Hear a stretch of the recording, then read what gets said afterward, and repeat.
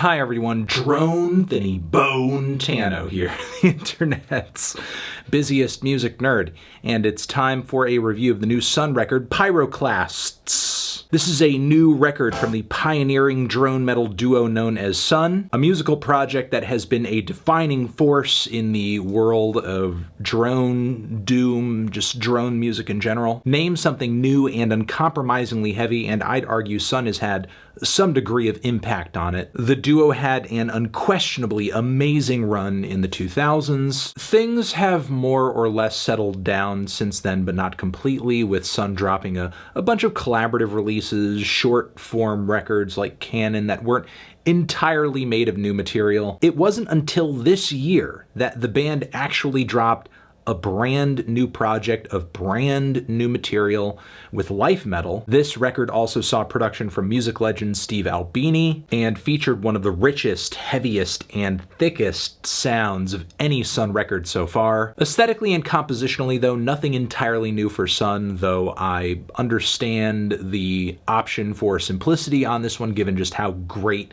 the recording was. So Life Metal drops, it's pretty good, sounds great, and shortly after the release of this record, Sunn announced another album around the corner, Pyroclasts. Basically more tracks taped in the same sessions, but they're all stemming off of these ritualistically performed modal drones that the duo and their collaborators would engage in before and after recording sessions. Now, given these are just timed improvs, essentially in a way extras, one would go into this thing thinking that, hey, maybe it's not going to be that great, maybe it's not going to be that substantive, maybe there's not really much of interest here, it's just extras. But this record is actually really solid.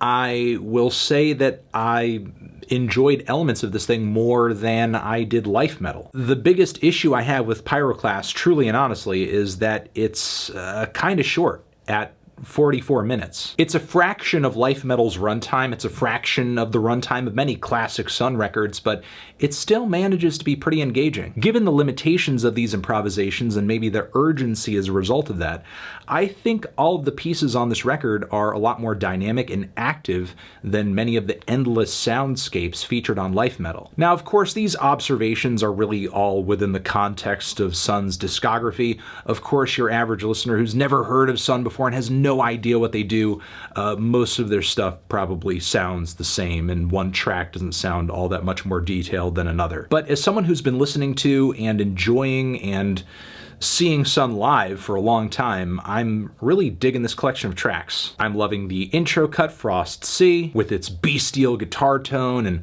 harsh swells of distortion. It is way more abrasive than most moments from Life Metal. Also in the mix, what sounds like this otherworldly wind blowing up from hell and taking up a pretty large amount of space. And the volume and textures on this track are very intense and just very huge. There are moments on this song that sound like the entire world is just collapsing in on itself. It's actually pretty incredible. The material here was spur of the moment. The drone reaches a point where it begins to resolve beautifully, begins to get brighter, opens up, more space is in there. The guitars start shifting chords pretty quickly, much more quickly than one would expect in a Sunn song, and I love it quite a bit. I'm just on the edge of my seat waiting for how these chords and tones are going to resolve next. On the track Kingdoms following this, the intro isn't that much different than I think your average Sunn song or performance. But in the thick of all of these drones, this distortion, these guitars, it sounds like there are maybe some major scale melodies playing or just very righteous intervals fighting through this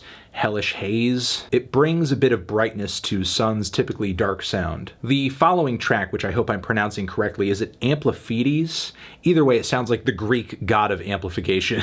The song really does live up to its title with its gurgling, skittering drones. It's the first Sunn song I've heard that I would dare call kind of glitchy. There's a lot of subtle submerged noises hanging in the mix too that feel like they are obscured behind a wall of hideous mud. Either way, they really pepper the main drone of the track with a lot of texture. This track also hits a point where the tones that you're getting laced into the drone feel kind of serene. There is a slow, cycling, rhythmic, almost hypnotic quality to some of the secret sounds hidden in this drone that I like a lot. And then there's the closer, Ascension, whose drone is very odd. It's like I'm listening to a bunch of tones, individual tones, lining up, just coalescing and ringing in unison in a way where they feel like they are alien, they are not of this world. Easily one of the boldest sounds on the entire record, and pretty gratifying as an improvisation throughout. Overall, for a Sunn record, I found Pyroclasts to be pretty fast,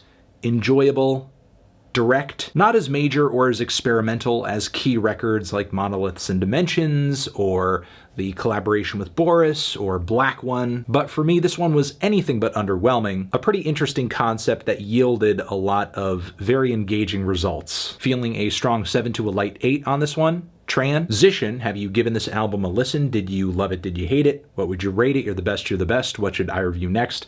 Hit the like if you like. Please subscribe and please don't cry. Hit the bell as well.